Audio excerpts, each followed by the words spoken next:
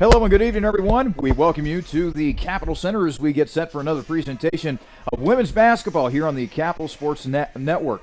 Welcome into the Rusty Bucket pregame show alongside Jimmy Bloomfield. I'm Charlie Danis. Jimmy, we get to see Capitol women's basketball once again, and the past couple of games have been really odd for Capitol offensively. It seems like they've been stuck in an offensive rut. We saw in their last game against Mount Union not a lot of spacing and a lot of tough shots taken by Capitol. It seems like they're not creating a lot of great offensive opportunities for themselves, which is weird considering all the veteran leadership that they have on the squad. Yeah, something's not clicking right for this offense right now, especially in the half court. They did a really good job in transition last game, which is more of Capitol's kind of MO of their style of play, but we haven't really seen it in the half court. So hopefully today they've been working on it in practice and can institute some new systems here to get some better shots for some key players as well. Thompson has been really quiet lately as well, and I think a lot of that has to do with the fact that she's not getting the ball in high-quality areas to score like she was earlier this season. Capitol losing to Mount Union 57-47. That game taking place last Saturday. It was Capitol that fell behind early in that game to Mount Union, 14-7 after the first half. They went into the locker room trailing Mount Union in that game. Came out with a great spurt in the third quarter, outscored Mount Union 16-7 in the third quarter, but ultimately it was the Purple Raiders that pulled away. They outscored Capitol 22-14 in the fourth quarter. So, Jimmy, this is February. I know that the girls have a lot of bumps and bruises. This is probably the time of the year where you start to hit the wall a little bit before you go into the stretch run. What are you sensing about this Capitol squad right now? Well, first thing I will say, it's good that the struggles are coming now and not at the end of the month, because it'd be tournament time, and they have a few games here to turn things around. I think in terms of them hitting the wall, I think Sigmund's injury has kind of not been a good thing, obviously, with losing about 30 minutes a night there, having to place those minutes somewhere else. A lot of that is falling on the starters or watchmen off the bench. So I think a lot of the players are starting to hit that wall, like you said, and the fatigue is kind of showing a little bit, and they might need to rely a little bit more heavily on the bench. Maybe they can come out today and get a blowout and rest their starters in that fourth quarter. That would obviously be what the doctor ordered here, but schedule again is kind of lightening up. They've got a really tough game on the road against John Carroll coming up this weekend, but next week here they got Muskingum at home and Otterbein here at home, so those are two very winnable games, and hopefully that'll allow them to get some things going in the right direction. But in terms of seeding in the OAC, they're a game behind Baldwin Wallace right now. They're tied with Mount Union, but lost both games to them. So technically they're the 4 seed right now. They've got some cushion there, but you'd like to see them get back up into that top 2, hopefully, and they're going to have to finish real strong. We're just getting started here on the Rusty Bucket pregame show. Coming up, we'll take a look around the Ohio Athletic Conference. That is ahead here on your home for Crusaders women's basketball, the Capitol Sports Network. With 14 TVs to watch your favorite team at the next big event, Plants Cafe and Pizzeria in German Village is ready for you and your group today. Plenty of free parking, free Wi-Fi, banquet rooms for private parties and daily specials. What more reason do you need to visit Plants Cafe and Pizzeria? Plants is located at 743 Parsons Avenue and has been serving the Columbus community since 1939. Planks is on the web at plankscafe.com or available by phone at 614-443-6251. Planks Cafe and Pizzeria is a proud supporter of Crusader Athletics. Brugger's Bagels has been bringing authentic New York-style bagels, breakfast foods, coffee, soups, and more to the world since 1983, and there is a location in Bexley ready to get your day started right. Located on 2510 East Main Street, Brugger's is open Monday through Friday from 5:30 a.m. to 4 p.m. and Saturdays and Sundays from 6:30 a.m. to 4 p.m. Brugger's also can cater your next event and can be reached by phone at 614-236-4000. Brugger's Bagels is proud to support Capital University Athletics. Welcome back to the Rusty Bucket pregame show. Let's now take a look around the Ohio Athletic Conference. And here's what the standings look like in women's basketball at the moment here in the OAC. Ohio Northern is the top dog. They are 11-1 in OAC play. Baldwin Wallace is in second place. They're 9-3 within the conference. Capitol and Mount Union are tied with equal 8 and 4 marks within the conference, followed by John Carroll and Heidelberg, who are both 6 and 6. Marietta, Otterbein, and Wilmington are all 4 and 8. And Muskingum, they are still looking for their first win within conference play. They are 0 and 12 within the OAC. So looking at those standings, Jimmy, we were talking about this a little bit before the game. Ohio Northern looks more and more like that number 1 seed. But again, it's that big jumble at the top for that all-important second seed. And you've been talking ad nauseum these past couple of games about how important it is to get that second seed for the OAC tournament. Yeah, the tournament is structured differently than the men's. The men's is your traditional 1 versus 8, 2 versus 7, etc. But for the women's, it's very tiered in that the top 2 seeds get a bye all the way to the semifinals, essentially getting 2 byes. That 3 and 4 spot get a bye themselves as well, and the 5 and 6 seeds technically get a home game because they're playing in that first round. So it's a very layered tournament, I guess is the best way to put it. I'm telling you, looking at those standings, Charlie, John Carroll's right there at 6 and 6, and I believe they were 1 and 4, possibly 1 and 5 at some point this season. That team is terrifying right now, and they're on a little bit of a run, and they've got the best player in the conference on their team. So don't sleep on John Carroll here. I don't think they'll be able to make a run into that top 3 teams yet, but come tournament time, they could be a really tough out that some teams will be looking to avoid. And if Capital's the 4 seed and John Carroll's the 5 seed, that would be a pretty nightmare scenario. So that just makes it that much more important for Capital to get up into those top 2 or 3 spots and avoid John Carroll as well. A really limited slate when it comes to OAC games tonight. Baldwin Wallace will play host to Heidelberg this evening. Ohio Northern will be on the road. They will be at Wilmington taking on the Quakers. And Otterbein will play host to John Carroll at 7:30. Now, those of you in our listening audience may be asking, well, what about Muskingum and Mount Union tonight? Well, news just came down the pipe that Muskingum has canceled its doubleheader that they were supposed to have with Mount Union today.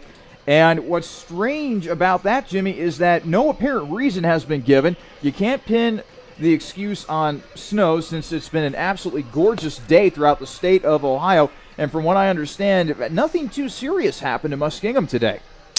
Yeah, I don't know. Maybe some kind of traveling problem with Mount Union. I don't really want to speculate or anything, but yeah, kind of makes it a less intriguing night in the OAC. And there's really not a lot of marquee games tonight either. So hopefully we get some close games out of it. But yeah, just nothing really jumping off the page in the OAC. As we've had some big time matchups here the last few weeks, and now it's kind of leveling off for us. When we come back, we will feature the Capital Coaches Corner, brought to you by the Rusty Bucket. You'll get to hear my conversation with Capital head coach Dixie Jeffers as her Crusaders get set to take on the Pioneers of Marietta tonight. That is coming up here on the Rusty Bucket pregame show. It's the perfect satisfying because it's not just a sports ball. I'm Gary Calico, founder and president of Rusty Bucket. A lot of families build their sports world around the bucket. It's not just a nice life. You can bring your life, you can bring your kids. We get a lot of fun staying after games. Great place after the game. Kids love to come down. The Rusty Bucket, West End Game.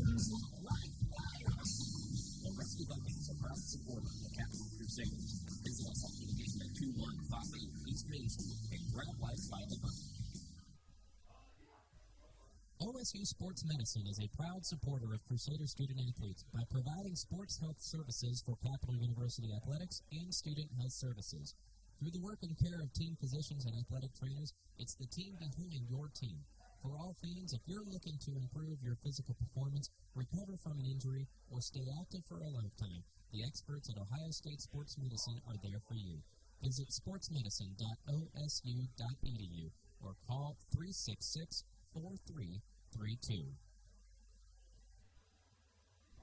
Hello, everyone. Welcome back to the pregame show as we get set for tonight's women's basketball matchup between Marietta and Capital. I'm Terrell Dennis, joining now the head coach of the Capital women's basketball program, Dixie Jeffers. Coach, 57-47 loss to Mount Union last Saturday. Your team shot 23.6% from the field.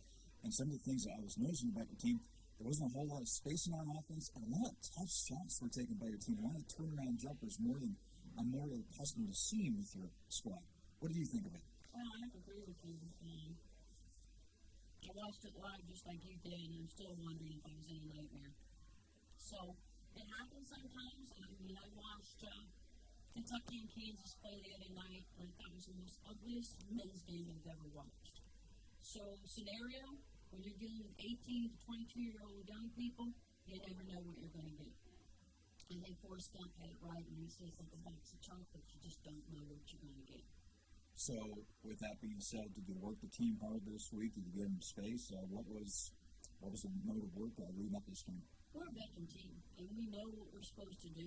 And if coaches understood why kids suddenly shut down, or why kids do what they do, we wouldn't be coaching. I'd be writing on a book, writing a book and doing book tours and making a lot of money. Dixon Jefferson on the book tour, that's interesting. Okay. It'd be a lot of fun. But, you stay the course, you regroup, you stay with the fundamentals, you cut some things down, and you emphasize some things, and you hope that they hear you, and then you hope that they come back. This is a very good basketball team. We've proven that throughout the year. We just need to get back to work, and we need to get back to who we are. We're now in the month of February. Besides the offense trying to get back on track, what else needs to improve down the stretch? Well, if you got offense, 47 points is ridiculous for anybody. You can say, well, it was great defense. Well, it wasn't. Not to take anything away from Mount Union. But, we played good enough defensively and giving up 57 points. That was not our problem. It hasn't been our problem all year long. These kids just have to get back. There's a lot of basketball to play yet. There's a lot at stake yet. We're still, we're out there with regional rankings and so forth, still trying to be ranked, still trying to get to the finals of the OAC tournament, and still trying to win some type of title this year.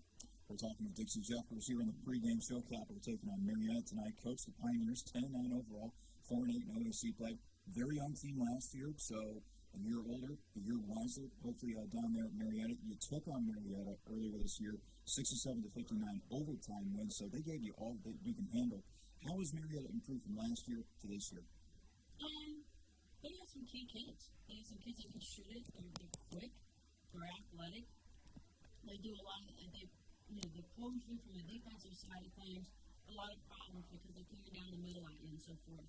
So we got to be conscientious tonight and maybe keep them a little bit more on the outside and trying to make them beat us from the outside. They got a good point guard. Misha Hill is a sophomore for the Pioneers this year, 11.9 points per game. Describe her game for me. Well, this is either going to go left to the hole or she's going to go right to the hole. And if you let her get ahead of steam up, she's coming all the way.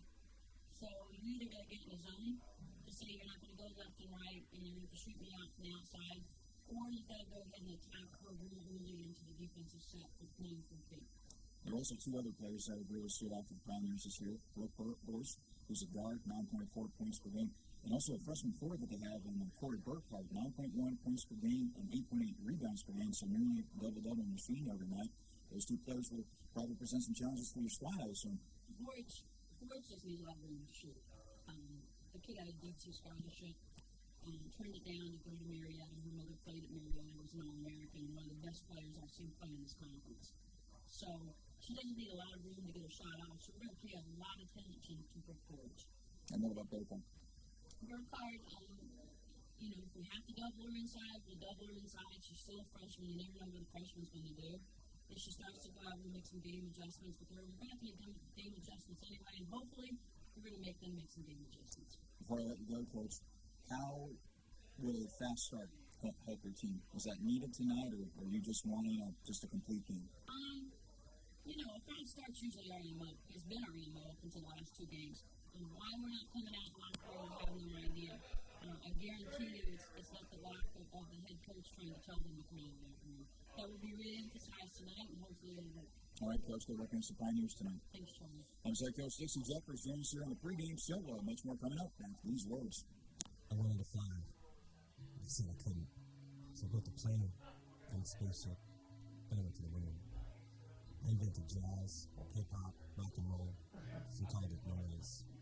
I didn't pay for a damn drink either, so. I didn't get too fast enough, so I was trapped. You need another beer? Sure, if you want want fast enough for me. So I lost the paper and the ink. I sent it by magic. I called it email. One of the new words, jukebox, bling, Google. And I decided some of the words women could have said. When I was doing those baseball broadcasts last summer, the one PA guy. I tried to bring that like 17 times. Knickerbockers or shoulder pads, poodle skirts, flannel. When I came back from World War II, I was a it was like a college summer league. In fact, Who am I? In the spirit of youth.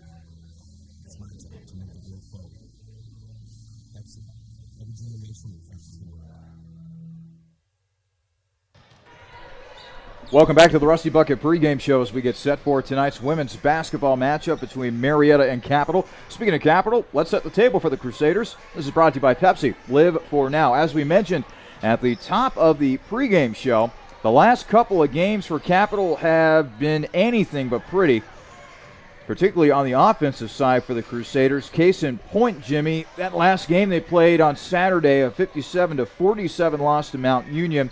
Capital shot 23.6% from the field, only 1 of 10 from three-point range. What's the most alarming thing when you observe Capital, of what you've seen from Capital the last couple games? It's very strange.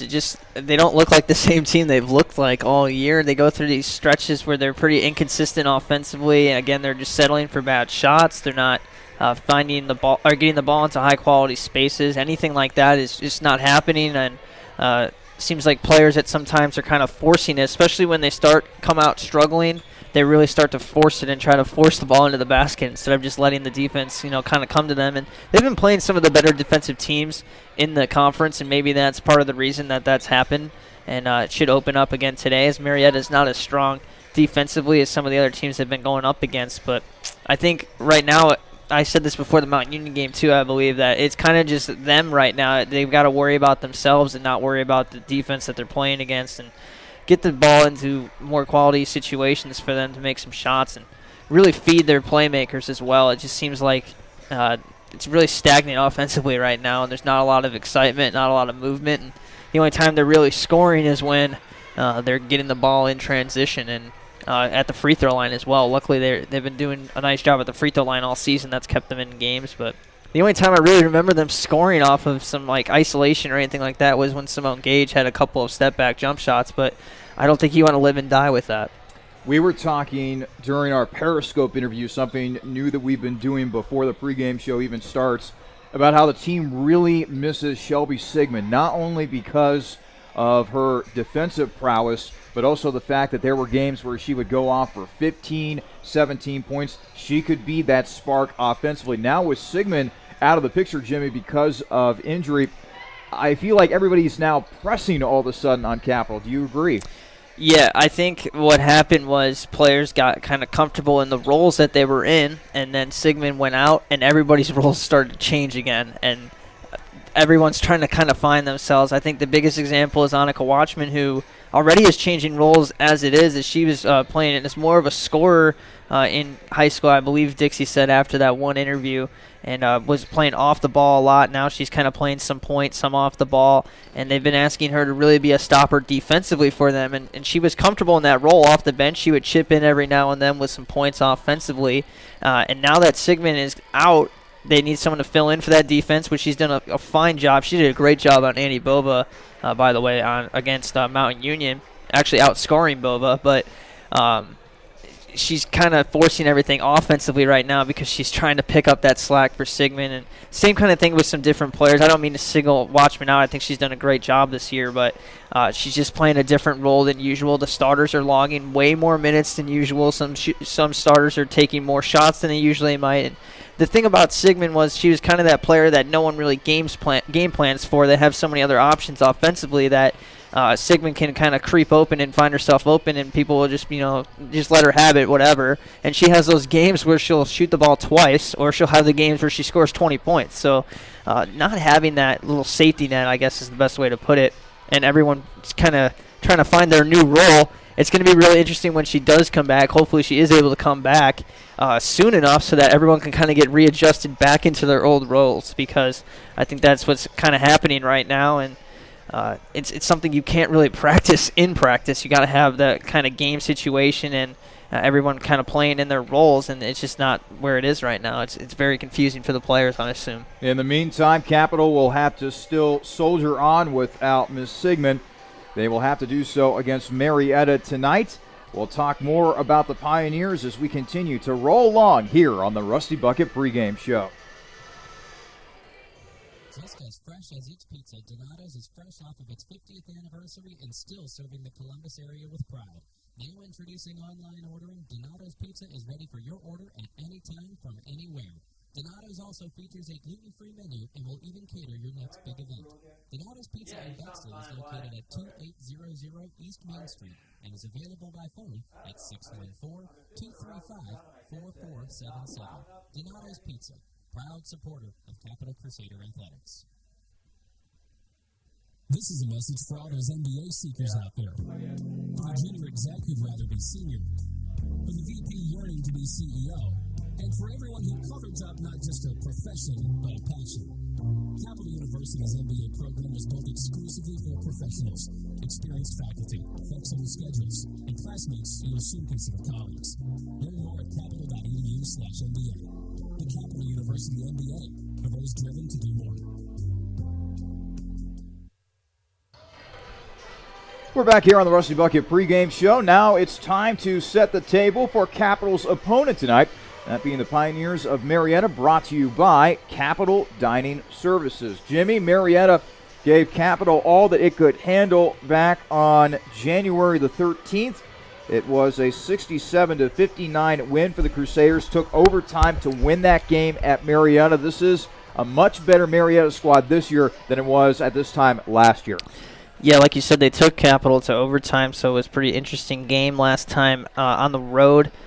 Starters played a lot of minutes in that game. Simone Gage played 43 minutes for Capital, for example. Thompson played 39. That's out of a possible 45 minutes. So it's kind of the same story in that game, but Marietta called on some of their players to play some big-time minutes as well. Misha Hurd among them. She had 23 points in the last game against Cap.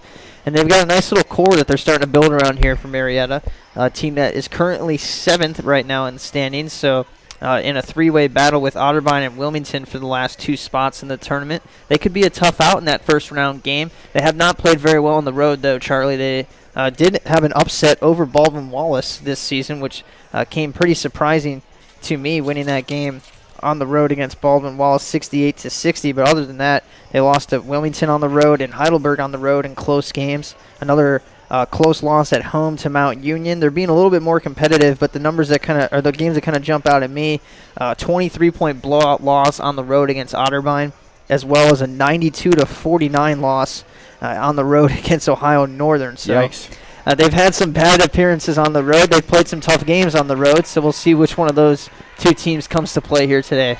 It ought to be a fascinating matchup at the point guard position, Jimmy. On one side, you have Simone Gage. We know that she is very quick and one of the best assist men in the OAC. On the other side, you have Amisha Hurd, who doesn't exactly line it up from three-point range, but boy, she more than makes up for it when it comes to driving to the hoop. Well, yeah, much like the rest of her team. She's very young. She's a sophomore. There's actually no seniors on their roster. They have just 2 upperclassmen, both juniors, Jordana Rauch and Morgan Litke, who do play for them a little bit. But it's mostly freshmen and sophomores for this team. So they're in really good hands with Amisha Hurd running the show. Remember her playing last year. She was a little bit inefficient at times offensively, and that kind of shows in her three-point stats that you were talking about. But she's a nice little young player here. Is going to be one of the top point guards in the conference next year and beyond for sure, and she might already be there, Charlie. When we come back, we'll give you the keys to the game tonight. What will it take for Capital to snap a 2-game losing streak and get back in the win column against Marietta? We will tell you in just a moment as we continue with the Rusty Bucket pregame show. Jimmy John's world's greatest gourmet sandwiches. That's speaking. Yes, I need a sandwich delivery right away. What kind of sandwich? I don't care. Just get it to 215 Elm Street right now. I'm on my way. Jimmy John. Thanks for getting here so fast. You're welcome. So here's your sandwich. By the way, did you know your house is on fire? That's why I called Jimmy John's. All right, you hungry? No, I know you get here fast. Never bucket. We're going to need more than $2, sir. You're right. What do we do? Leave it to me, sir. Hello, boss. Since everyone you got the 250 now. Doesn't matter what kind of sandwich, sir. I'll explain later. Thanks, sir. Jimmy John's. Sir, did you know your house is on fire? Yes, I did. Grab a bucket. Jimmy John's. Sir, did you know your house is on fire? Grab a bucket. Jimmy John's. Sir, did you know? Yes, I did. Grab a bucket. Jimmy John's. Sir, did you? Yes, I did. Grab a bucket. Hurry, department. Come in. Sir, did you know? It's okay, Captain. We got it handled. Pay for a sandwich? Thanks. Well, tell me something. Sure. Why didn't you call the fire department first? I did. Welcome back to the Rusty Bucket pregame show. It is now time for tonight's Keys to the Game, brought to you by the J Company. Jimmy, what will it take for Capital to snap out of this offensive funk they've been in the last couple games? Again, it is an easier matchup defensively defensively from Marietta, I should say. So I think Capital will be just fine in the half court. I think that they're really going to succeed in transition in this game, and that's going to be the place that really extends their lead in this game. So hopefully the half-court offense comes to play. I think they really need to get Kristen Thompson going. Maybe a breakout game from Jenna Irwin as well, as she's been having a pretty quiet year compared to what she had last year in terms of that three-point production and other things. I believe she led the conference last year in three-point percentage. If she didn't, she was among the top and was leading it for most of the season. So I'd like to see her get a little bit more involved as well. Defensively, I think they just got to keep focus. They played really well defensively against Mount Union, and then they gave up 22 points in that fourth quarter. So that's an issue that needs to be addressed today. And I think just, again, they need to focus on themselves and have a really good game to turn things around and get, some momentum going the other direction, because a loss today, I don't want to say kisses away a good chance at a 2 seed, but it really does. It'd be 2 games back of Baldwin-Wallace. Assuming Baldwin-Wallace wins tonight, is they're favored to do so, and it could be a real issue for Capital if they're chasing 2 games from Baldwin-Wallace. So hopefully that's not the story after the game. The story after the game is about them winning and getting back in that battle for that 2 seed, which is really important. We're going to keep talking about it here the next few broadcasts, because a bye all the way to the semifinals is a huge advantage versus just getting a home game and then having to go on the road against a team with fresh legs in the tournament. Both teams wearing pink tonight. It is Breast Cancer Awareness Night here at the Capital Center. How to have a good game between Marietta and Capital. When we come back, we'll have the starting lineups and the opening tip from the Capital Center. Marietta versus Capital coming up next here on your home for Crusaders women's basketball, the Capital Sports Network. Dill's Greenhouse is a local family business dedicated to offering the best shopping experience and honest prices for your gardening needs. If you're in need of annuals, perennials, vegetable plants, or any variety of gardening tools and resources, Dill's Greenhouse is more than happy to get you on the right path. Dill's Greenhouse is located at 5800 Rager Road in Groveport, Ohio, and is open 7 days a week. Visit them online for more information at dillsgreenhouse.net. Dill's Greenhouse. Only nature does it better. This is a message for the nurses among us, for those who dream of saving lives, for those who are driven to improve care, and for those ready to help heal what's broken, be it a single bone fracture or an entire hospital system. Capital University's advanced nursing programs are built for you. Engaged faculty, immersive learning, and intimate classes where you'll know everyone's name. To learn more, visit capital.edu/nursing. Advanced nursing at Capital University, for those driven to do more. Just as fresh as its pizza, Donato's is fresh off of its 50th anniversary and still serving the Columbus area with pride. Now introducing online ordering, Donato's Pizza is ready for your order at any time from anywhere. Donato's also features a gluten-free menu and will even cater your next big event. Donato's Pizza in Bexley is located at 2800 East Main Street and is available by phone at 614-235-4477. Donato's Pizza, proud supporter of Capital Crusader Athletics. Army ROTC is one of the best leadership courses in the country and can be a part of your college curriculum. As a potential or current student at Capital University, learning to become a leader will make your college experience even richer and prepare you for the future. Capital Army ROTC can provide scholarships and many more benefits to those who enroll, but the biggest benefit will be experienced firsthand after joining. For more information on Capital Army ROTC, testimonials, and an in-depth look at what the program can offer you, go to www.capital.edu/ROTC.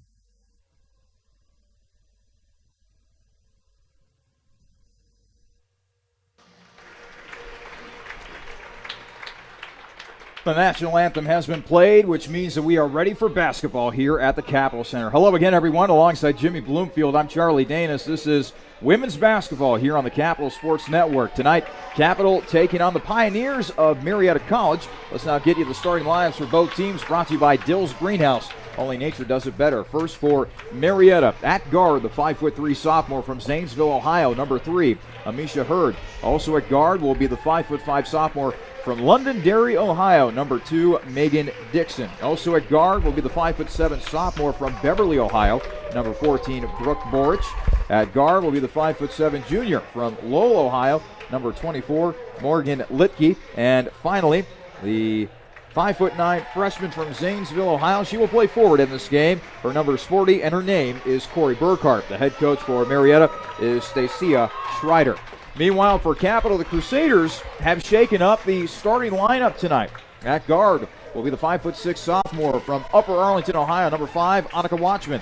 Also at guard will be the 5'3" senior from Dayton, Ohio, number 15, Simone Gage. Also at guard will be the 5'8" senior from Springfield, Ohio, number 20, Jenna Irwin. At forward will be the 5'10" senior from Cincinnati, Ohio, number 24, Kristen Thompson. And making her first start of the 2015-2016 season will be the 5'7" sophomore from Franklin, Tennessee, number 25, Meredith Ovies. The head coach of Capital, Dixie Jeffers, her 30th year here in Bexley. Jimmy, what do you make of the lineup changes for the Crusaders? Obviously changing it up. I like it. Ovies has shown some potential this season, and who's the first one to go over there and tell her to get some things going? It's Nina Napolitano, who's going to be coming off the bench, a spot where she excelled last year. Obviously, what they're doing isn't working. They're going to need some minutes off the bench to help them, and now I guess Meredith Ovies is kind of, I would assume Napolitano is going to play more than her, obviously, still, but it gives them a little bit of a different look to start the game off. And Ovies has shown that she can really shoot the basketball this season. She is 2 of 16 for outside, but if you watch in practice or watch before the game, she is one of the better shooters on the team, and I think she's kind of been put in a spot where if she's on the floor, she has to shoot because she's not really going to have any other opportunities to get her shot off. So maybe this puts her in a more of a relaxed role, and they try to get her going from outside a little bit in this one. And Watchman getting her second start as well. I like seeing her in the starting lineup. Let's now get to tonight's opening tip, brought to you by Zoe's Cafe, Thompson and Burkhart, and it will be Marietta who wins the opening tip. We are underway here at the Capitol Center. Megan Dixon near the top of the arc. Now they swing it on over to Amisha Hurd, the leading scorer for Marietta. Comes in here averaging 11.9 points per game, but Hurd turns the ball over. Ovies gets it up to Gage. Gage now over to Thompson. Thompson over to Watchman on the right wing.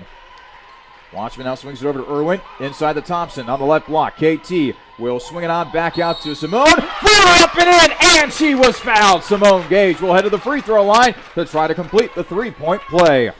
Gage is starting to feel a little bit offensively here the last few games. She's made some really tough shots, especially those runners like you just saw there. She's been working on that step-back jump shot as well. We know it's in her game. She's one of the best passers in the OAC, but if she can kind of chip in here with 10 points every now and then, that's going to make this team go a little bit farther. Free throw up and good for Simone Gage. She has all 3 of Capital's points so far.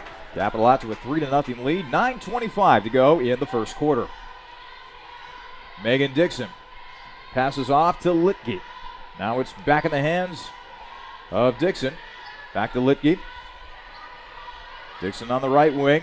They try to go inside to Burkhart. Burkout back to Dixon. Dixon drives in.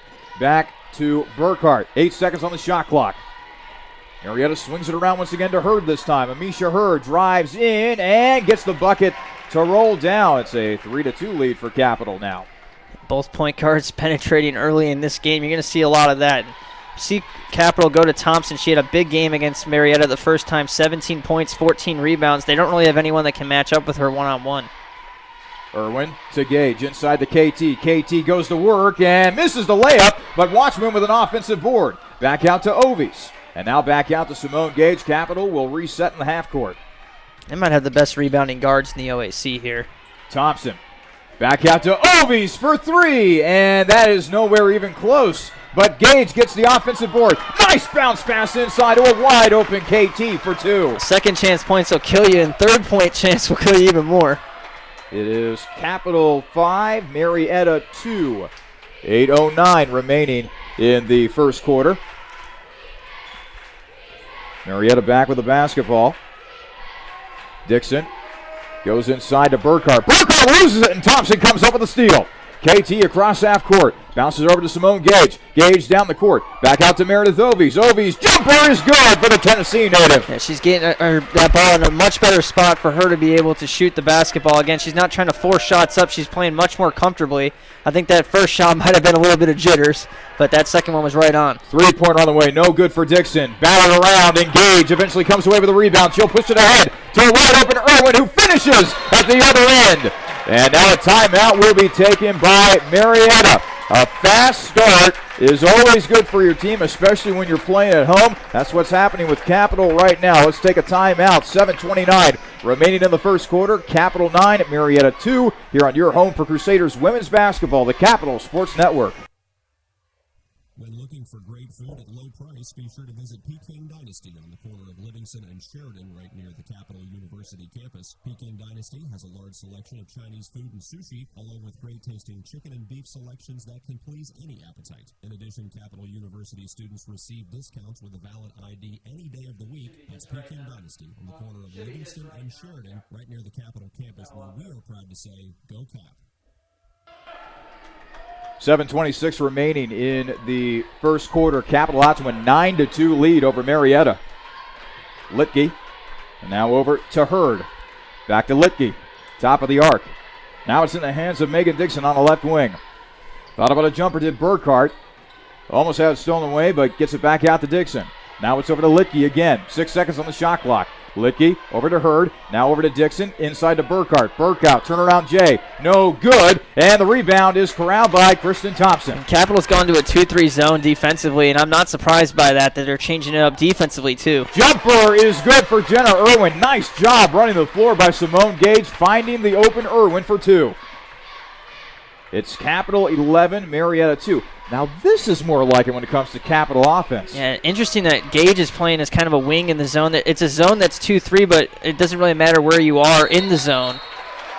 Gets a jump ball, and they will give the ball to Capital after a nice defensive play by Jenna Irwin. And usually in your 2-3 zone, you'll be assigned to a specific spot in the zone, but I've seen Gage kind of move around in it. Irwin has been in the middle of it. She's been at the top of the zone. She's been on one of the wings. So they're really throwing all kinds of different looks at Marietta and just being really aggressive in their zone defense, and it's been a nice change for Dixie to implement. Ball goes off of a Marietta player, so Capital will maintain possession. And now Nina Napolitano will check in for Meredith Ovies. Ovies giving some nice minutes for Capital. She has 2 points early on in this game. Yeah, that's only going to make her get some more minutes. Dixie was very pleased when she came off the bench there, so she's definitely going to earn some more playing time in this game. Meanwhile, Joe Hurd's Millbrooks comes off the bench for Marietta. Millbrooks, a Columbus, Ohio native, went to DeSales High School here in the Columbus region. Gage is fouled by Amisha Hurd along the perimeter there as Hurd stuck her hand in there. And now a substitution for Marietta's Megan Dixon immediately comes in, taking the place of Hurd on the floor. Capital out to an 11-2 lead over Marietta with 6:09 remaining in the first quarter. 3 turnovers in the first 4 minutes for Marietta. Gage, top of the arc. Thought about looking for a screen, but instead backs out. Now throws it to Thompson near the foul line. Back out to Watchman on the right wing. Now it's over to Irwin. Back inside the KT. Thompson, turnaround Jay. No good, but she was fouled on the play, so Kristen Thompson will now be heading to the free throw line. So far, Jimmy, some balanced scoring for Capital. Thompson has 2 points, 3 points for Simone Gage, 4 points for Jenna Irwin, and 2 points for Meredith Ovies. Simone Gage has 4 assists already also, and you rarely see double digits in assists, as it looks like Reisner's going to come in as well as Fondesi. So it is nice that Dixie's kind of letting the bench play a little bit more. She hasn't gone to the bench this early in recent games, and I think she's realized that she's going to have to rely on them a little bit more. Thompson misses her first free throw attempt. Colleen Fondesi also coming in for Capital. Second free throw on the way. No good for KT. Goes over at the charity stripe. Fondesi had a double-double in the last game against Marietta as well. Three-pointer on the way. No good as the miss by Boric. And Gage comes away with the rebound. Gage is filling the stat sheet right now. 3 points, 3 rebounds, 4 assists, and we're not even midway through the first quarter. Fondesi inside to Thompson. Thompson over 3 defenders, but not able to get the shot to go. She's been going to that turnaround jump shot a lot, and maybe it's a shot she has worked on, but I would like to see her kind of pound it towards the basket and just lay it off the glass and get it in a better spot, maybe repost. A turnover for Marietta as the ball goes off the hands of Joe Hurd Middlebrooks. So Capital will get the basketball back. Gage will simply walk it up the court, past the timeline. Reisner now with the basketball near the right lane. Now spots up a jumper that almost rattled home, but Colleen Fondesi gets the offensive rebound for Capital. Napolitano now bounces it over to Reisner. Reisner dribbling to her left, now goes over to Simone. Simone on the left wing. Now she'll dribble down the lane. Bounce pass inside to Nina. Battled in and out. Ooh.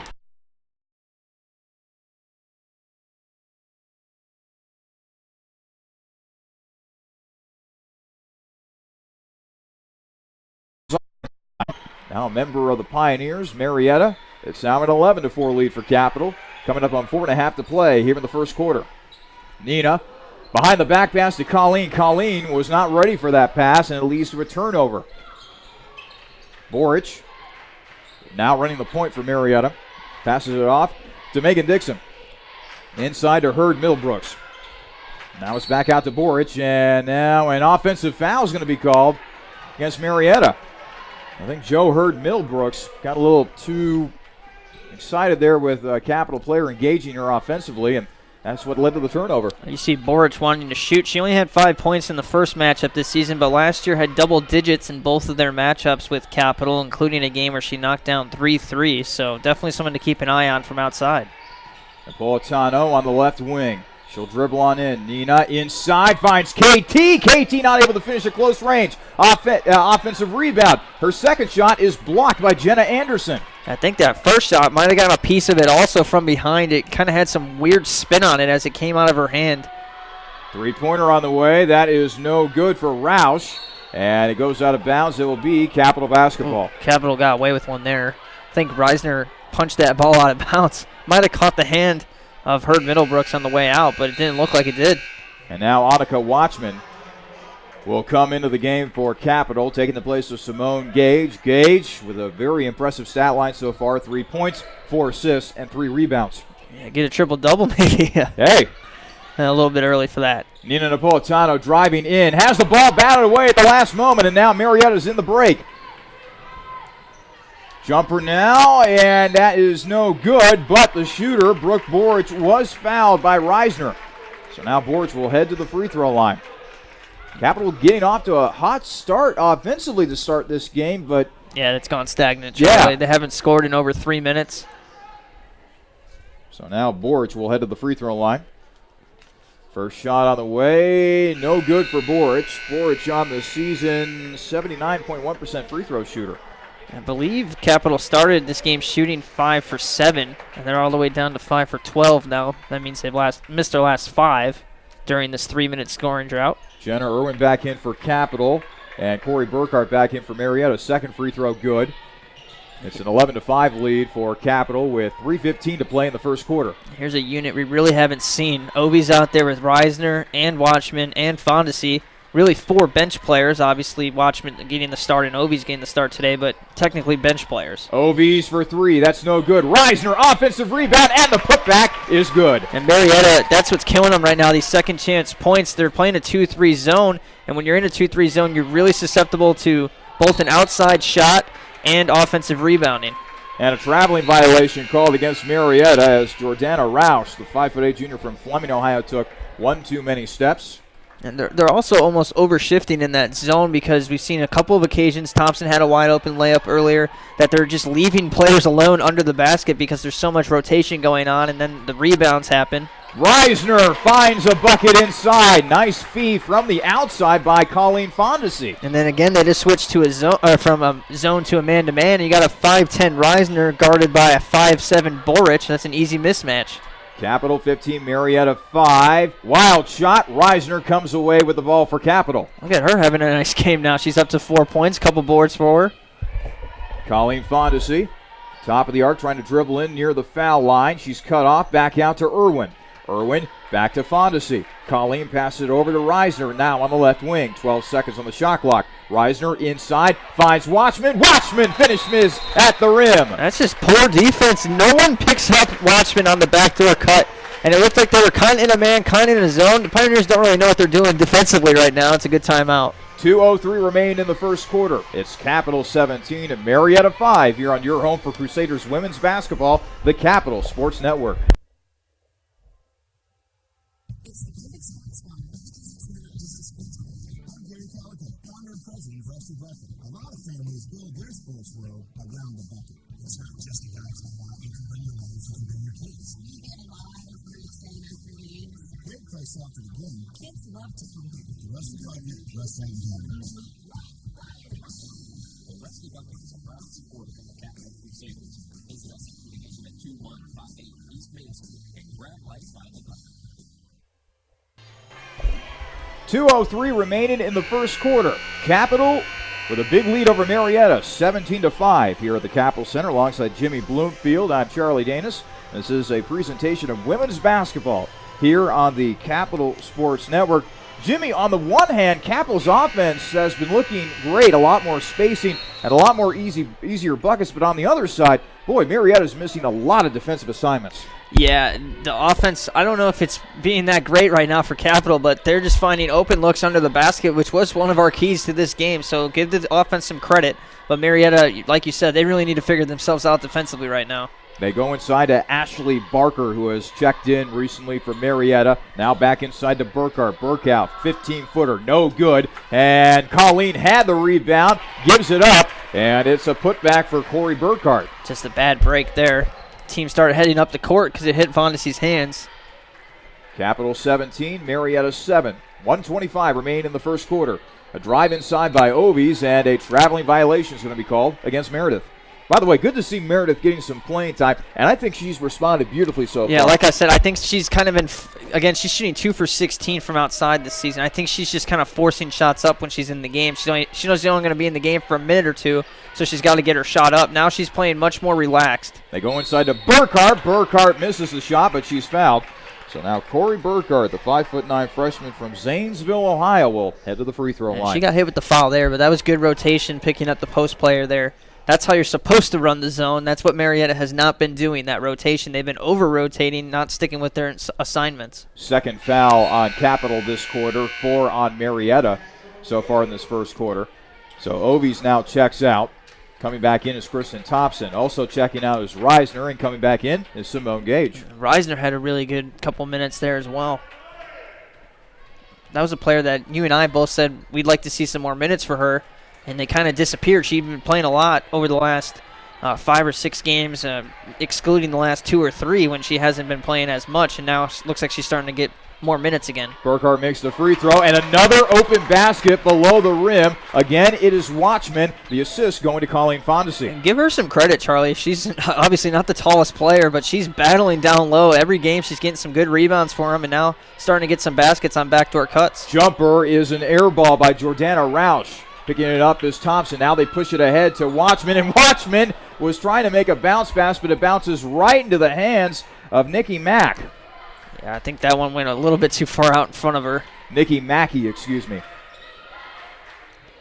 Back outside, a three-pointer on the way for Litke, and Litke misses it. But a foul, let's see here, will be called. Thompson. Okay, it'll go against Kristen Thompson as she knocked Litke to the ground. She's just so much bigger than Litke that there was some contact, and Litke just hits the ground. If she's a post player the size of Thompson, they probably won't call anything there. They'll get it into, they try to get it into Dixon actually, but Gage steals it away on the inbound. Now she'll push it ahead to Watchman. Watchman off the glass and no good. And the rebound taken by Dixon.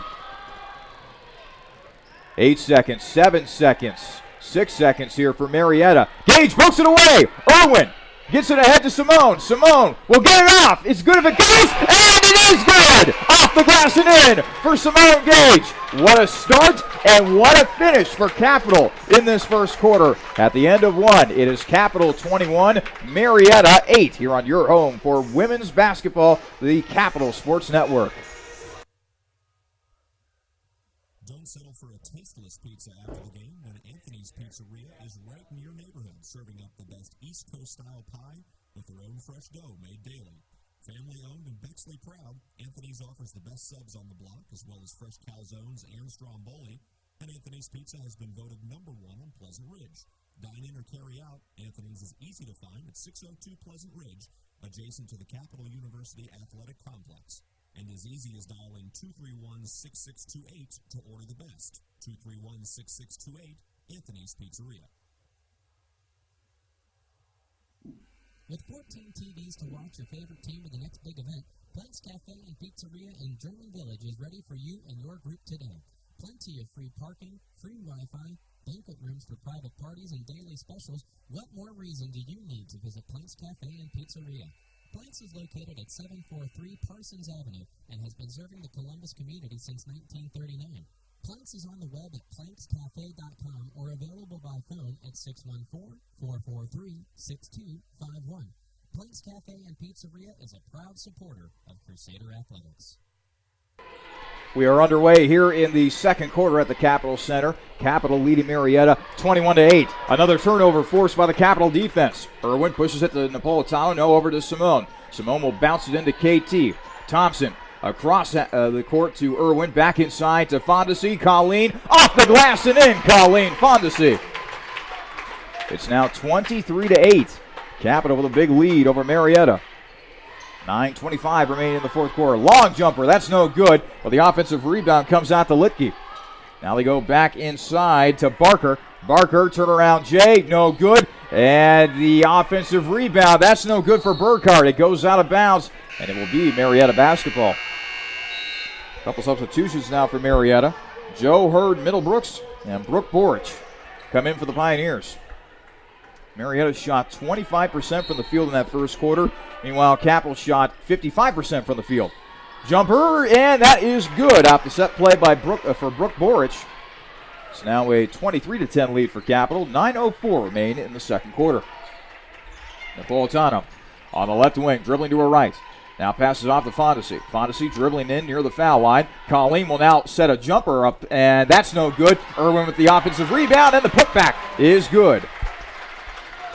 Capital 25, Marietta 10. 8:42 remain in the second quarter. Brooke Borich. Pass is picked off by Napolitano. Bounces it to Simone. Simone over to Irwin. Irwin, jumper, gets the shooter's roll. Everything working for Capital right now, Jimmy. Yeah, absolutely. The transition game has been the thing that's been carrying them, and it's working again today. 9 turnovers for Marietta already. Pass inside. Wild shot by Hurd Middlebrooks is no good, but she was bailed out by a foul called against Capital. So now Hurd Middlebrooks will head to the free throw line.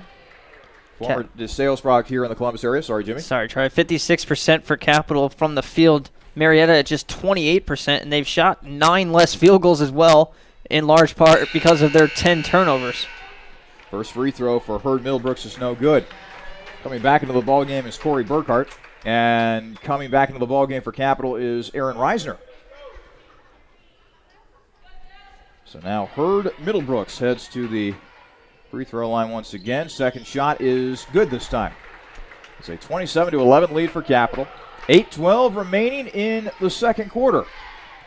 Capital has an assist on 9 of their 13 field goals. It's just been a much different offense here today. Thompson was trying, I believe, to set up for a turnaround Jay, but she took one too many steps in the lane. Traveling violation called against KT. Dixie wants some sort of explanation. Amisha Hurd trying to drive inside. Now she'll kick it back out for 3 for Roush. That's no good, but Hurd is there for the offensive rebound. Actually, that was Hurd Middlebrooks, excuse me. And now another foul called against Capital. It'll go against Gage. Didn't even notice with all the pink in the arena that the referees' whistles are actually pink as well. That's a nice touch. It's Breast Cancer Awareness Night here at the Capital Center. Amisha Hurd over to Roush on the inside. Almost another near steal for Capital, but another foul called against the Crusaders. That's already 3 fouls on Capital here in the second quarter. That one's on to Napolitano. It's going to be her first. At least the team has kind of spread out their fouls. Free throw on the way. That is no good for Jordana Roush. Went to Warren High School in Fleming, Ohio. Now a junior at Marietta. And one of the 2 upperclassmen on Marietta, if you didn't catch our pregame show. It's a very young team. Second free throw, no good. Both of them were no good, as a matter of fact. 27-11, Capital with a big lead. 7:35 remain in the second quarter. They'll go inside to Reisner. Reisner trying to back her man down. Shot is short, and the rebound is taken by the Pioneers. Really good defense from Hurt Jefferson. As they've been allowing a lot of things on the interior, a lot of wide open shots. Finally stood tall in the paint. And Roush almost has her pocket picked. Almost had a made basket. It was a miss. And now another foul called on the inside. I think this one's going to go against KT, and luckily she restrained herself from saying something naughty towards the officials. That was an incredible effort by Roush just to get that ball to Burkhart, who was unable to finish, but just incredible that she was able to get that ball to her. Brooke Boric at the top of the arc lets loose a 3. That's no good. And now a foul's called against Marietta. Over the back. A little trigger happy on the whistle. Yeah. Game flow is starting to slow down quite a bit. We've only had 3 minutes go by in this quarter. They've been out there for quite a bit. Brooke Boric, I believe, was called for that last foul. First foul of the second quarter on Marietta. And Thompson has 2 fouls throughout that whole exchange as well, so her half might be over. Irwin to Reisner. Reisner now over to Nina Napolitano. Now over to Irwin. Irwin trying to throw it to somebody, and they're going to give the ball to Marietta after it went off a bunch of hands. Gage is trying to tell everyone to calm things down here. They missed her on the other end there. She was on the weak side of the court. Was wide open because of all the rotation in that zone again. Probably should have switched courts there. It's swung around to Megan Dixon. Now it's over to Hurd in the left corner. They go cross court to Boric. Boric, 10-footer, no good. Rebound taken by Reisner. Pushed ahead to Simone. Cross half court. Simone near on the right wing.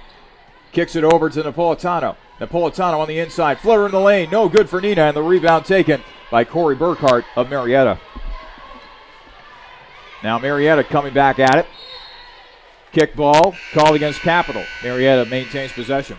And speaking of Marietta, Shea Lett comes into the ball game, the 5'7" freshman from Chillicothe, Ohio. And give Marietta some credit. They've really stepped up defensively. They've started to change some things around, and it's finally starting to work a little bit, and that's why you're seeing Capital struggle. And speaking of Capital, boy, the substitutes just keep on rolling in. First it was Watchman, then it was Chelsea Plott, now it's Meredith Ovies. Sticking with that 2-3 zone, it looks like. But again, interesting that Gage is playing on the wing of the zone, and then you might see her pop up to the top of it as well. They're kind of changing roles in the middle of their defensive sequence. Block shot by Nina Napolitano. Pla eventually comes away with the loose ball and hands it to Simone Gage. Gage on the left wing, pointing out, directing traffic. Now it's to Pla. Swung around to Ovies on the right wing. Meredith going over her options. Now it's over to Annika. Annika on the right wing, dribbling to her left with 12 seconds on the shot clock. Now it's over to Nina. Nina, long jumper. That's no good. And the rebound taken by Shea Lett, and she was also fouled by Simone Gage. And all Dixie Jeffers can do is put her hands on her hips and say, why in the heck did you do that? So now that's the 15th foul on Marietta here in the second quarter. And going to the free throw line is Shea Lett. She went to Chillicothe High School in Chillicothe, Ohio. Pretty self-explanatory. I really like the move from Jeffers to mix things up and get some new players in there. She's really playing with the rotation, and it's kind of been a shot in the arm for the team, something I just tweeted out a couple minutes ago here. Really like to see that, and that's why she's one of the best in the biz. She knows when something's not working, you got to mix it up, and the team is responding to that. First free throw missed by Shea Lett. Second free throw, that is good for Lett. It's a 27-12 lead for Capital. 5:48 remain in the second quarter. Pushed ahead to Watchman, but she'll now draw it out to Nina. Back to Annika. Annika on the right wing. Bounced it over to Jenna. Now it's over to Meredith. Now it's bounced over to Nina Napolitano on the left wing. 15 on the shot clock. Napolitano goes over to Watchman. Now it's back over to Ovies on the right wing. Meredith now dribbling towards the top of the arc. Now it's back to Annika. 4 on the shot clock. Tough jumper for Annika. No good. And Nina Napolitano with an offensive putback. Give Pla some credit there. She tipped it right to her. Nice job on the boards for Capital offensively. On the rebounds again, they have now 8 offensive rebounds. Capital 9, Marietta 12. 5:05 remain in the second quarter. Hurd trying to decide where to go. It's tipped and it is caught by Nina Napolitano. She'll now push it ahead to Watchman. Now it's back to Nina. She was wide open too along the right wing, but decided not to pull the trigger. Instead it goes over to Meredith Ovies. Now it's back over to Watchman. Watchman trying to dribble in, but she's cut off. Goes inside to Pla on the right block. Chelsea with a behind the back pass. Irwin somehow gets it back. 3-pointer on the way for Ovies. That's no good for Meredith. I wanted that one to go down to Meredith in the worst way. Definitely. It was a good-looking shot and just kind of rimmed out on her. And now a timeout taken by Marietta. We will step aside as well. 4:35 remaining in the second quarter. Capital 29, Marietta 12. Here on your home for Crusaders women's basketball, the Capital Sports Network. What is that bizarre contraption? It's my latest Jimmy John's online ordering enhancement, sir. Really? Yes, sir. You know our popular Jimmy John's online ordering service? Yes, click order eat. This is the perfect time-saving companion. How perfect that? Presenting the Jimmy John's F4000 three-dimensional sandwich maker. Oh, boy. So we put one of these babies in the home of every Jimmy John's customer. They order their sandwich online. And we send the signal to the F4000 to make their sandwich. Hey, how much does one of these babies cost? With the quantity discount, $50,000, sir. And how long does it take to print a sandwich? About 8 hours, sir. You see where I'm going with this? So back to the drawing board? No, stay away from the drawing board yet. 4:35 remaining in the second quarter. Capital with a 29-12 lead over Marietta. Pioneers back with the basketball. Amisha Hurd dribbling in. Bounce pass. Leaves it for the center, Jenna Anderson. Not able to knock down the 5-foot jumper, however, is Anderson. The rebound taken by Capital. And now into the ball game for Capital is Jacqueline Yankel. Yankel will launch a jumper, and that's no good. The rebound is taken by Shea Lett, excuse me. Led up the court. Now it's over to Hurd. Swung around to Megan Dixon for 3. That's no good, and the rebound is taken by Yankel. Jacqueline Yankel, a 5'9" freshman from Youngstown, Ohio. And we haven't seen that much of her. The last game that we saw with this team, Sarah Junker got a lot of playing time. Now inside to Ovies. Ovies along the baseline. Now it's over to Yankel. Outside to Nina for 3. Nina knocks it down. No hesitation that time from Napolitano. Biggest lead of the night now for Cap, 32-12. Up by 20 against Marietta with 3.5 to play in the second quarter. Shea Lett, top of the arc. Now it's swung around to Amisha Hurd. Hurd dribbling to her right. Now it's over to Lett. Lett inside to Jenna Anderson. Now they go back inside further to Mackey. Outside for Lett for 3, and that is no good, but Hurd grabs an offensive rebound. Lett thought about another 3-pointer, but instead passes it off to Dixon. Now it's back in the hands of Lett. Over to Hurd. Hurd will launch a 3. That's no good. Another offensive rebound for Marietta, this time by Mackey. Mackey left foot hook is no good. And the rebound taken by Yankel. Again, a 2-3 zone. You're really susceptible to offensive rebounds. We've seen it on both sides of the floor today. For both teams, Capital has 7 offensive rebounds. Marietta has 7 offensive rebounds. They go inside to Pla. Pla hacked on her way to the bucket, so Chelsea Pla will now head to the free throw line. Pla, a 5'11" sophomore from Macedonia, Ohio. Went to Walsh Jesuit High School back in the day. We'll have a full update of the OAC halftime scores at our halftime show, but one score I do need to bring your way. 15-15 at half between Baldwin Wallace and Heidelberg. Both teams shooting 20% in that game, and the teams are combined 1 for 17 from 3. So we thought we had a bad last Saturday, but Baldwin Wallace and Heidelberg kind of won up in us there. 15 points for each team at half. Yikes. Second free throw good for Pla after she missed the first. It's a 33-12 lead for Capital over Marietta. Coming up on 2.5 to play here in the second quarter. It's passed along over to Litke. Litke will bounce on in. Now it's bounced back out to Roush. Roush will drive in. Wild shot, no good. But the offensive putback, that's no good by Hurd Middlebrooks. It goes out of bounds, and it will be Capital basketball. By the way, speaking of not performing well from the field offensively, Marietta down to 16.7% from the field, Jimmy. 0 for 10 from outside for them as well, so they're not having much more of a stellar night either. And a turnover for Capital as the ball bounced off the hands of Amisha Hurd and into the hands of a teammate. Marietta now looking to push. Floater in the lane, and that one will finally drop this time for Jordana Roush. Probably could have been an and one there, too. A lot of contact on that shot. Nina Napolitano on the right wing. Now it's over to Ovies. Back over to Nina. Nina to Pla. Pla, 15-footer. That's an air ball for Chelsea. And it's a rebound for Marietta. And then adding insult to injury, it's going to be a foul called against Jacqueline Yankel. No reason to commit that foul there. Puts Marietta at the free throw line as well. That's the type of foul that gives a head coach gray hairs. Yeah, she just, Dixie just looking at her assistants like, why?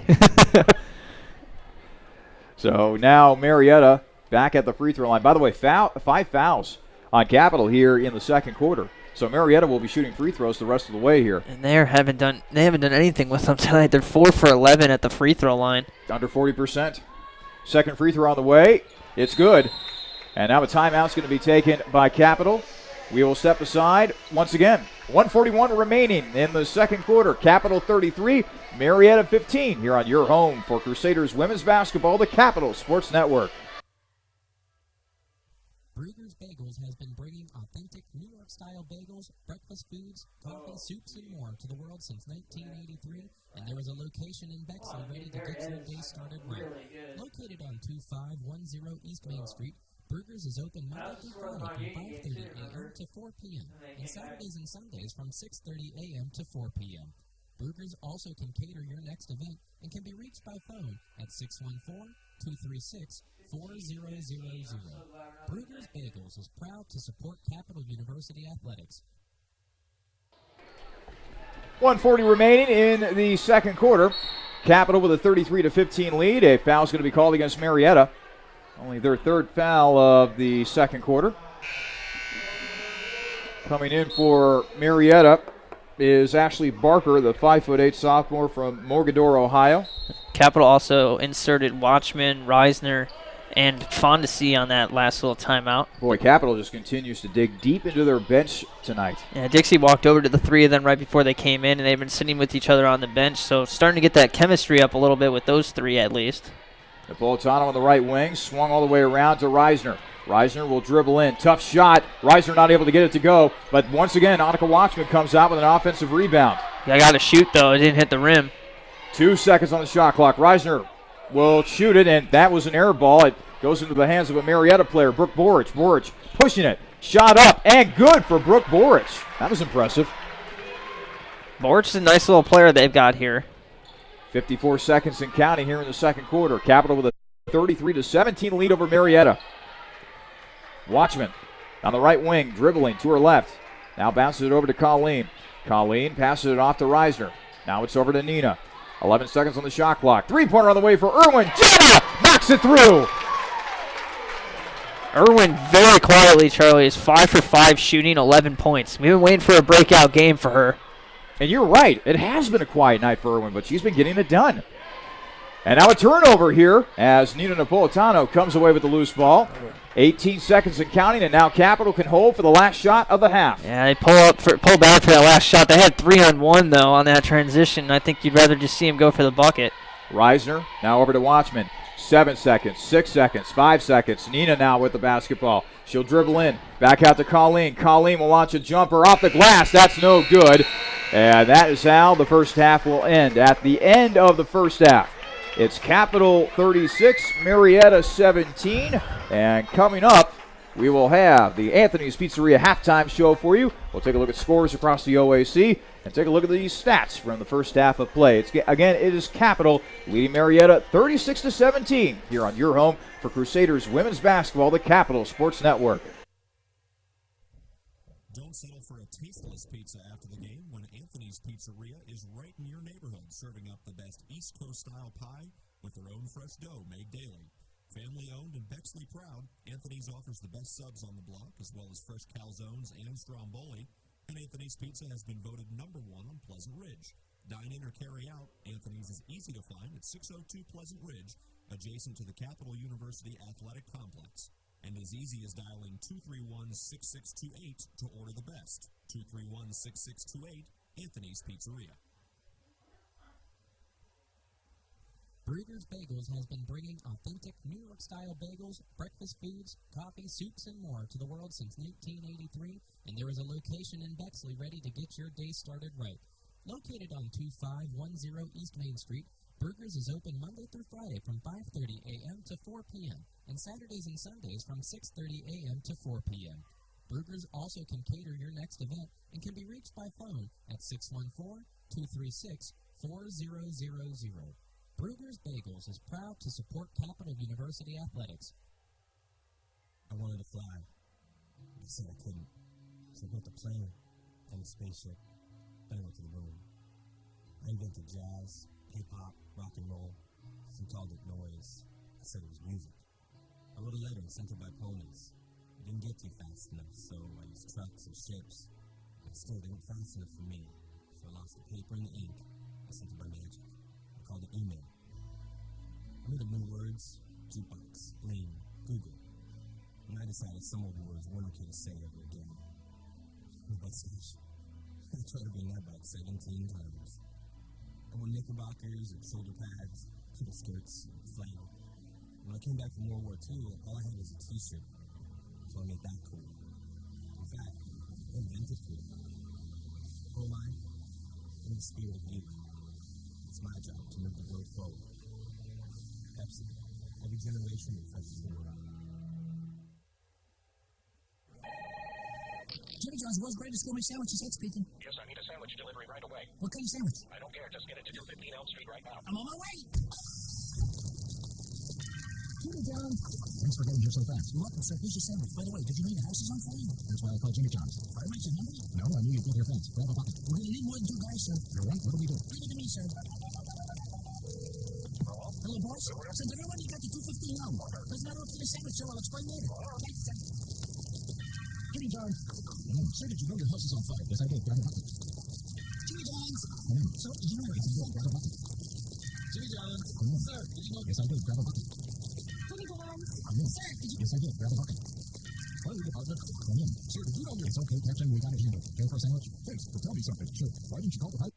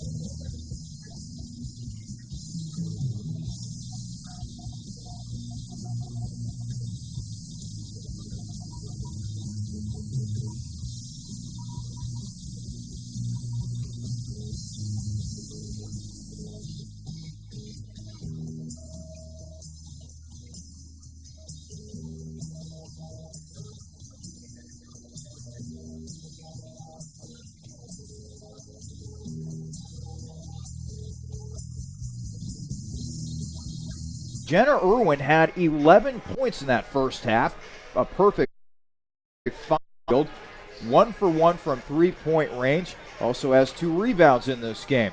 4 points for Aaron Reisner, 1 point for Chelsea Plough, 5 points for Nina Napolitano, 2 points for Colleen Fondesi, 2 points for Meredith Ovies, 5 points, 3 rebounds at the second half here at the Capitol Center. We had one more score on that men. It's 81-40. John Carroll pummeling Irvine. And guess who's next on John Carroll's schedule? They'll be in the Cap Center here on Saturday. So yeah, that's right. Good thing they're coming in a little bit cold, I guess. Boy, with a 40-point win on their previous game coming in here. When you think about it, it's been a rough season for Muskingum women's basketball, and it's been a rough season for Otterbein men's basketball. Those two teams are hurting this year. Second half underway here at the Capitol Center. Ovies will spot up for a three. Meredith almost knocked it down, but it's a miss, and the rebound is taken by Amisha Hurd. Hurd will drive it down and near the rim, yet Marietta gets the basketball. That has got to be one of the more bizarre sequences I've seen in a basketball game. Hurd with a successful a turnover for Capitol. Marietta back with the basketball. Dixon will now go baseline, gets it into Hurd. Hurd will finish off the glass and in with the left hand. She had some room to work with, that's for sure. Napolitano in the right corner has the ball knocked away from her by Hurd Middlebrooks, but it'll maintain, Capitol will maintain possession, I should say. 13 seconds to go on the shot clock. And now a couple substitutions for Marietta. Jenna Anderson comes back in for the Pioneers, as does Jordana Roush. Ovies over to Napolitano. 7 seconds on the shot clock. Napolitano will drive on in. Nina not able to hit the shot, and the rebound is taken by Amisha Hurd. Hurd across half court. Settles at the top of the arc before passing it off to Dixon.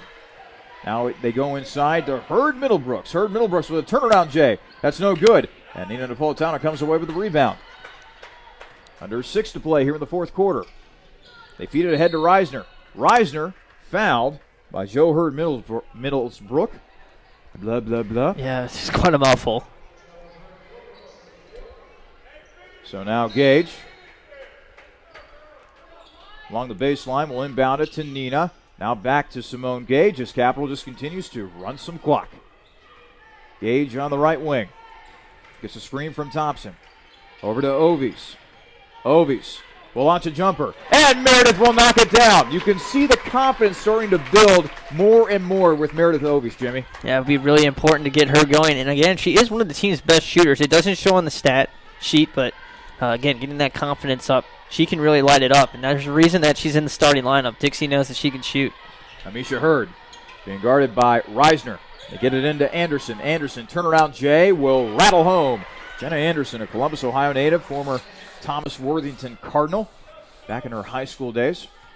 She's got a lot of size, 6'2". She's had some nice touch around the rim tonight, Charlie. Capitol 58, Marietta 40, under 5 to play in the fourth quarter. Gage to Reisner to Ovies, bounced on over to Nina. Nina will now try to go baseline. She's cut off. Inside, Meredith, off the glass and in! What a cut. She cut right to where she needed to. Napolitano doesn't panic and just finds her in the middle of the paint. We're back up to a 20-point game. Capitol really closing this thing out here in the fourth. Another timeout taken by Marietta will step aside once again. 4:44 remaining in the fourth quarter. Capitol 60, Marietta 40 here on your home for Crusaders women's basketball, the Capitol Sports Network. When looking for great food at low price, be sure to visit Peking Dynasty on the corner of Livingston and Sheridan right near the Capital University campus. Peking Dynasty has a large selection of Chinese food and sushi, along with great-tasting chicken and beef selections that can please any appetite. In addition, Capital University students receive discounts with a valid ID any day of the week. That's Peking Dynasty on the corner of Livingston and Sheridan right near the Capital campus, where we are proud to say, Go Cap.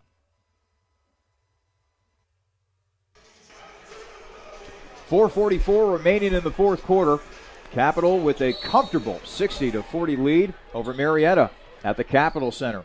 Charlie Danis and Jimmy Bloomfield bringing you the action tonight from what was a balmy Bexley, Ohio today. Anderson back out to Dixon. Now it's a three-pointer for Roush, and Roush not able to hit it as Annika Watchman grabs the rebound for Capitol. Haven't seen Watchman a lot in this half at all. although she's had a pretty efficient game. 4 of 7 from the field. Monica also has 8 points and 3 rebounds. Thompson to Watchman. Watchman back to Thompson. 12 on the shot clock. Obies will now bounce it on into Reisner. Reisner with a turnaround J. That's no good, and the rebound is taken by Hurd Middlebrooks. Now under 4 minutes to play in the fourth quarter. Capital trying to snap a 2-game losing streak. Gage comes away with the rebound after the missed shot by Boric. She'll push it ahead to Thompson. KT off the glass and in. Finally, Kristen Thompson with some offensive success on the floor. 4 points and 6 rebounds for the senior from Cincinnati. Hurd, meanwhile, nearly loses it. Batted out of bounds by Simone Gage, and Marietta will keep possession with 18 on the shot clock. And now Corey Burkhart, Nikki Mackey come back into the ball game for Marietta. And Jenna Irwin will come into the ball game for Capital, taking the place of Meredith Obies. 1 a night for Meredith. 4 of 8 shooting, 1 of 5 from three-point range, 9 points on the night for the Tennessee native. Take Emily Moran coming in too, Charlie. Kristen Thompson will head to the bench. I'm surprised they didn't send one more out. They've been kind of springing along these subs. Irwin picks off the inbounds pass, but she will throw it away. Trying to get it over to Reisner, but Reisner was already halfway up the court by the time Irwin spun that pass. Irwin thinks it hit a player from Marietta, but it looked like it didn't. It was close, though. Capital 62, Marietta 40, 3:22 left to play in the fourth quarter. And now a foul called against Reisner. Another substitution for Capital as Jenna Irwin will check out. Gets a nice hand from the crowd.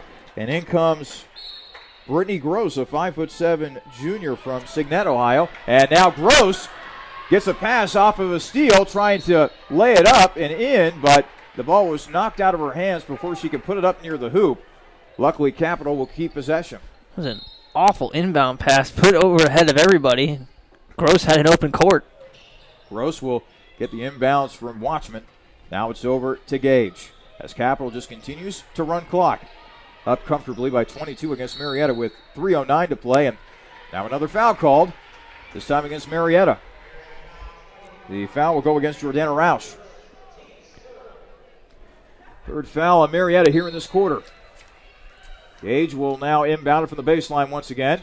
Trying to get it into Moran. And Moran got sandwiched in between 2 Marietta players. And it's a turnover off the baseline right there. Hurd back out to Dixon for 3. And Dixon's shot rattles in and out. Hurd with a nice offensive board. And now a foul called on the inside against Capital, as it looks like the foul's going to go against Gross. And now Hurd will head to the free throw line. Jimmy, I think Marietta might have a really good player in Amisha Hurd. Yeah, I said it a few times. I think she's going to be one of the shining stars from the point guard position here moving forward in the OAC. She's just a sophomore, and she's shown a lot of headiness in her game. She's playing really smart basketball. Obviously tonight hasn't been the best for her team, but individually she's had 11 points, 3 assists, 4 rebounds. A pretty nice game from her. She's only turned it over twice. 5 of 9 from the field, and now 12 points. Came in here averaging 11.9 points per game for Marietta. Still, it's a 62-41 lead for Capital. 2:40 remain in the fourth quarter. They go inside of Moran. Moran bounces it back out to Reisner. Now over to Simone, who will pop a 3, and that is no good. The rebound is taken by Burkhart. I wonder if she knows she needs 3 points for a double-double with 7 points and 10 assists. Three-pointer swishes through, meanwhile, for Brooke Boric. It's a 62-44 lead now for Capital. 2:18 to go. She's a really good young shooter, too, and with the backcourt of Hurd and Boric, Marietta's in some really good hands, I think, for the future. Substitution timeout, it looks like. Yep. A lot of substitutions coming in for Marietta, so let's see if we can get all the names in here, Jimmy. Shay Lett will come in. I see Gabby Stevens, a 5'7" freshman from Shelby, Ohio. Also coming in is Erin Warble, the 5'8" freshman from Newcastle, Pennsylvania. And Nikki Mackey is still out there for Marietta. Madison Gatley as well, a freshman point guard from West Jeff. You see, ladies and gentlemen, that's why you have a radio partner. As the jumper is good for Meredith Ovies, you've got to get everybody out there on the court. It's always good to get a little help from your friends. Hey, Ovies got 11 in her first start into double digits. Good for Meredith Ovies. Three-pointer on the way. That is no good for Warville. And the rebound is taken by Annika Watchman.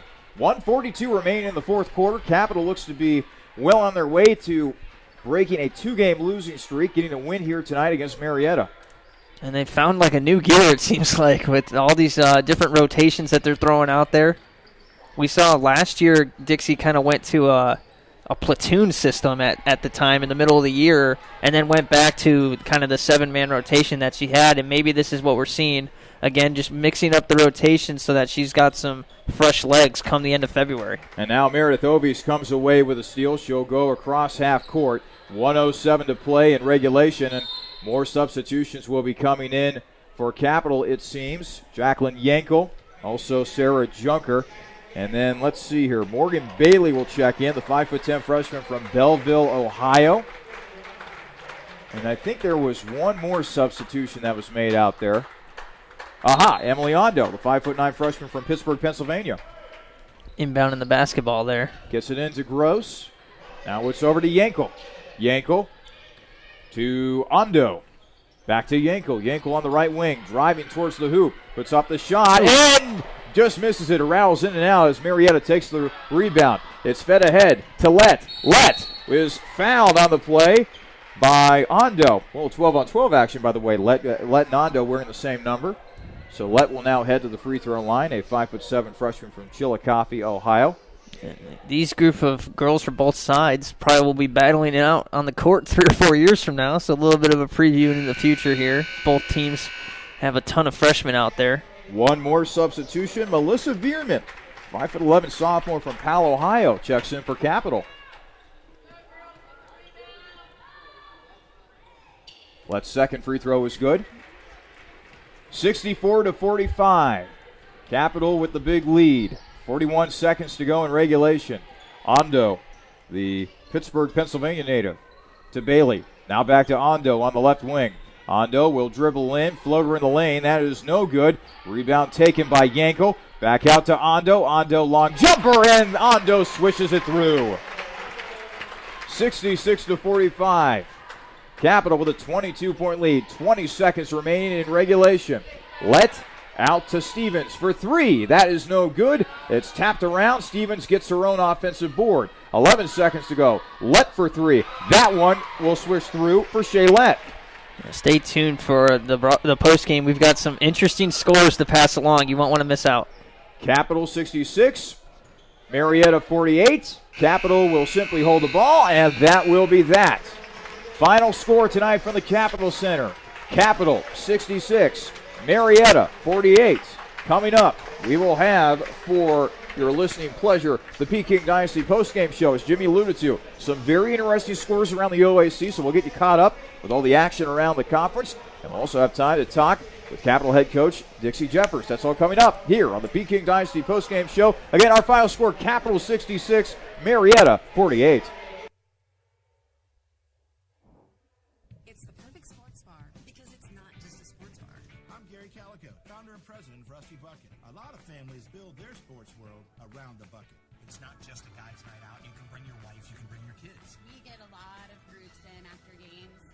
After the game, kids love to come here. The Rusty Bucket Restaurant and Tavern. The Rusty Bucket is a proud supporter of the Capital Crusaders. Visit us after the game at 2158 East Main Street and grab life by the bucket. With 14 TVs to watch your favorite team or the next big event, Planks Cafe and Pizzeria in German Village is ready for you and your group today. Plenty of free parking, free Wi-Fi, banquet rooms for private parties, and daily specials. What more reason do you need to visit Planks Cafe and Pizzeria? Planks is located at 743 Parsons Avenue and has been serving the Columbus community since 1939. Planks is on the web at plankscafe.com or available by phone at 614-443-6251. Planks Cafe and Pizzeria is a proud supporter of Crusader Athletics. Welcome into the Peking Dynasty postgame show. Our final tonight from the Capitol Center, Capitol 66, Marietta 48. Alongside Jimmy Bloomfield, I'm Charlie Danis. Well, Jimmy, we came into this game talking about how Capitol needed to reestablish that confidence on the offensive side of the ball, reestablishing that foe, improving the spacing, and really improving easy shots, particularly inside. And Capitol was able to check all those things off. Yeah, they did a fantastic job. I think the rotational changes, having Ovi start, Napolitano coming off the bench, just getting everybody out there for a couple minutes, giving some breathers to your starters. It was kind of a perfect execution of everything they needed to accomplish in this game. They did a wonderful job of it. Coach Jeffers deserves a lot of credit, and the players deserve even more credit, Charlie. So let's now get to the final stats from this game. First, for Marietta, the Pioneers shot 31.7% from the field, only 9.1% from three-point range, 2 of 22 from beyond the arc, and 8 of 17 from the free throw line, good for 47.1%. The leading scorer for the Pioneers tonight was Amisha Hurd. She had 12 points to go along with 4 rebounds, 9 points for Corey Burkhart, which to go along with 9 rebounds, 3 points for Morgan Litke, 4 points for Jenna Anderson, 3 points for Joe Hurd Middlebrooks, 5 points for Shay Lett, 8 points for Brooke Borich, and 4 points for Jordana Roush. Meanwhile, for Capitol, the Crusaders shot 43.8% from the field, 6 of 16 from three-point range, good for 37.5% from beyond the arc, and 4 of 7 from the foul line, good for 57.1%. Jenna Irwin was the leading scorer tonight for the Crusaders. She had 14 points on 6 of 10 shooting, 2 of 5 from three-point range, 13 points for Nina Napolitano, 11 points for Meredith Obies, 8 points for Annika Watchman, 4 points and 6 rebounds for Kristen Thompson, 2 points each for Colleen Fondesi and Emily Ondo, 1 point for Chelsea Plough, and 4 points and 4 rebounds for Erin Reisner. Other statistics from this game, Marietta ended up out-rebounding Capitol 40-38. Marietta, however, had 20 turnovers as opposed to 16 turnovers, but perhaps the most impressive stat tonight, Jimmy, 21 assists on 28 made shots for Capitol in this game. Wonderful job from the three-point line, especially too in this one. Sharing the basketball, and they've got open on the perimeter. 6 threes, tied a season high. 37% from out there, not bad percentage at all. And again, just sharing the basketball, getting players open. It really worked out for them today. They had 21 assists to 16 turnovers. Marietta had 4 assists in this game, 20 turnovers. Let's go ahead and take a quick break. When we come back, we'll talk with Capitol head coach Dixie Jeffers. Again, Capitol defeating Marietta tonight 66-48. You're on your home for Crusaders women's basketball, the Capitol Sports Network. Ed, what is that bizarre contraption? It's my latest Jimmy John's online ordering enhancement, sir. Really? Yes, sir. You know our popular Jimmy John's online ordering service? Yes, click, order, eat. This is the perfect time-saving companion. How perfect, Ed? Presenting the Jimmy John's F4000 three-dimensional sandwich printer. Oh, boy. So we put one of these babies in the home of every Jimmy John's customer. Uh-huh. They order their sandwich online. Uh-huh. And we send a signal to the F4000 to make their sandwich. Ed, how much does one of these babies cost? With the quantity discount, $50,000, sir. And how long does it take to print a sandwich? About 8 hours, sir. Do you see where I'm going with this? So back to the drawing board? No, stay away from the drawing board, Ed. Welcome into the Peking Dynasty postgame show once again. Final score tonight from the Capitol Center, Capitol 66, Marietta 48. In just a moment, we'll be talking with Capitol women's basketball head coach Dixie Jeffers. Our postgame coach interview is brought to you by Jimmy John's, Freaky Fast Delivery and World Class Catering. A fantastic game for the Crusaders on the offensive end.